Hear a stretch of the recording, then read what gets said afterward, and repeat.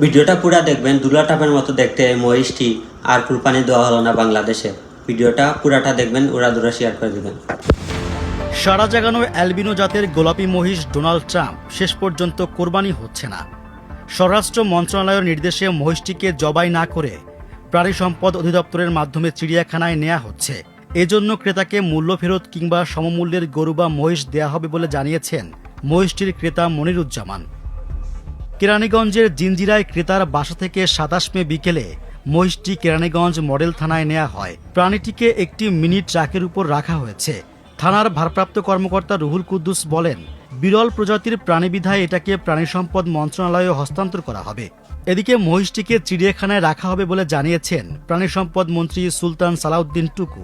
মাথায় ঢেউ খেলানো সোনালী চুলের মহিষটি বেড়ে ওঠে নারায়ণগঞ্জ শহরের পাইকপাড়ায় রাবেয়া অ্যাগ্রো ফার্মে।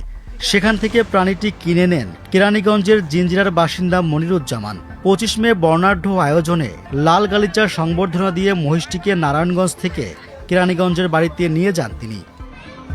ফার্মের মালিকপক্ষ মহিষটিকে বিদায় জানাতে গিয়ে আবেগাপ্লুত হয়ে পড়েন। অন্যদিকে ডোনাল্ড ট্রাম্পকে নিজেদের এলাকায় নিতে পেরে উচ্ছ্বাস প্রকাশ করেছিলেন মহিষটির ক্রেতা। প্রায় ৭০০ কেজি ওজনের মহিষটি ৩,৩৫,০০০ টাকায় কিনে নিয়েছিলেন তিনি।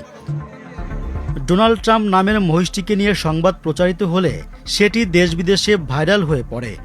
অসংখ্য মানুষ প্রতিদিন মহিষটিকে এক নজর দেখার জন্য খামারে ভিড় করে। শুধু দেশেই নয়, Reuters, the Telegraph, the mirror, AFP, new York post, France 24, Gulf news সহ আন্তর্জাতিক গণমাধ্যমেরও নজর কাড়ে মহিষটি।